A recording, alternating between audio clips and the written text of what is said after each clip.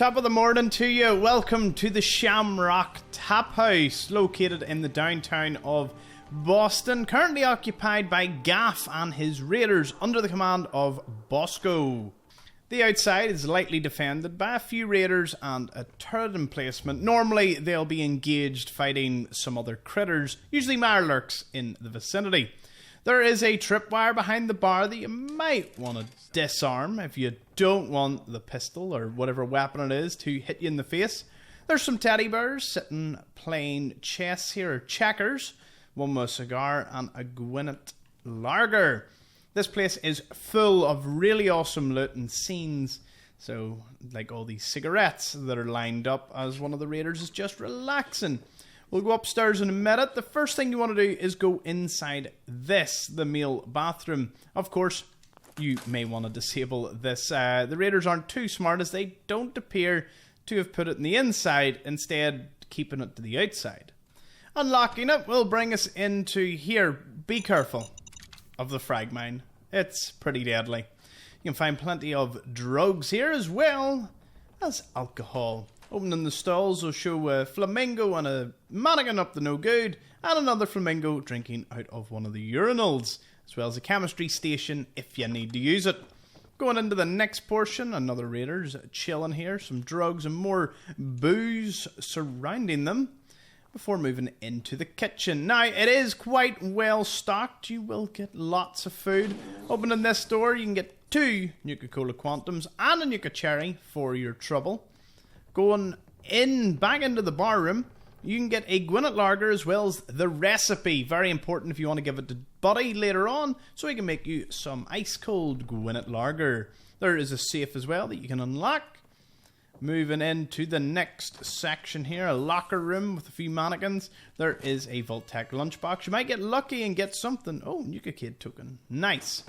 This mannequin is very stealthy.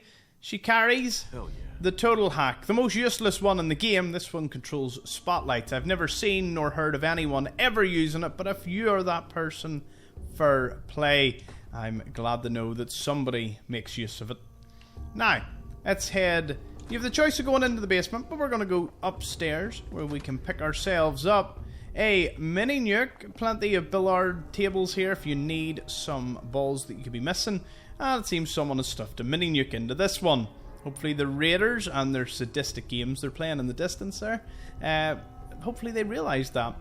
Moving into this room, you can find Gaff. He has a steamer trunk and he's usually found trying to open this safe.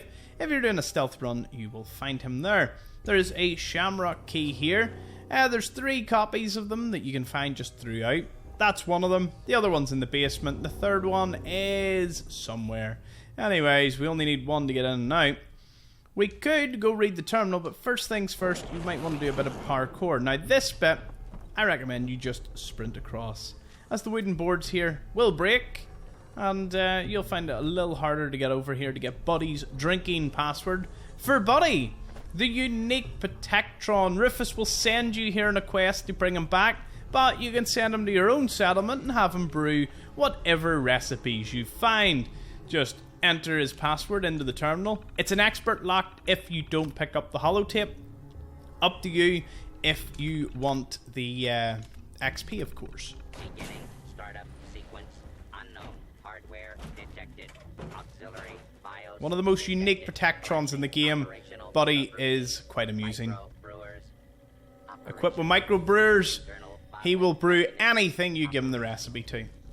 Going over here, you can get another key as well as visiting Patrick's terminal with his experimentation logs on the creation of Buddy.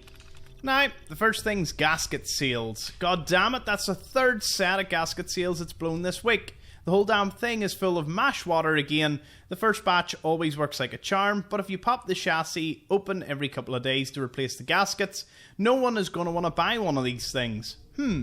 I wonder if the cultures are retaining more heat due to the flash fermentation process. That extra heat could be what's causing the problem. So as you can see, Drinking Buddy has had a bit of teething problems. This is the investor. I reworked the design to move the thermal exchanger so the coils wrap around the bottling siphon, and that seems to have done the trick. Not only are the gaskets not melting, but it also cools the beer as bottles it. Ice cold every time. One of my patrons also gave me a lead on a possible investor, Jack West, the manager over at the Hotel Rexford. Apparently just came into an inheritance and he could front the cash I need to get Drinking Buddy into full production. He's agreed to my terms if I let him run the prototype at the hotel for a month to drum up additional press. Recipes. Mr. West has run into a slight problem in that the hotel is contractually obligated to only serve Gwinnett beer.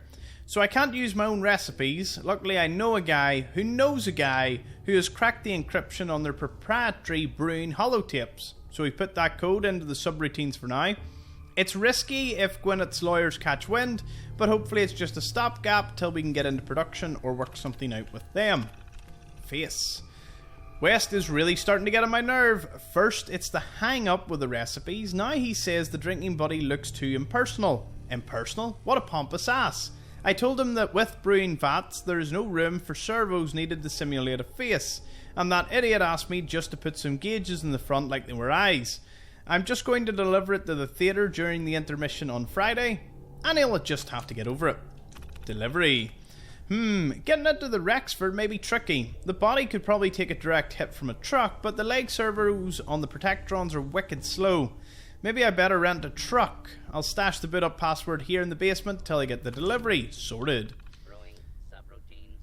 Holotape detected for Gwinnett Pale Ale. Startup sequence complete. Dispensing sample for approval by technician. How would you describe the testing sample provided? Yeah, you can do a wee bit of chatting to Buddy, of course. Now, the Shamrock Taphouse is located in the downtown towards the east side of the waterfront.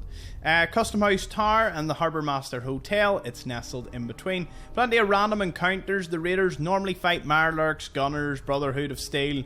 It's all sorts around here, so be careful. And going just directly east, once you exit out here, via this, which now we have the key. Once outside, we can leapfrog over the fence here. Take a left. And you're more or less onto the waterfront. And more importantly, the waterfront where you can find Donny Kowalski. I think it's this one right here, where he's sitting looking out at the sea monster. Yep. I see it. Sea monster, of course, being the submarine, the Yahtzee. And if anyone has not seen it before, That was awesome. we can, of course, remove the water. And lo and behold, Le Yahtzee submarine, which we'll be heading over to next. The catch is all over there. Thank you for watching.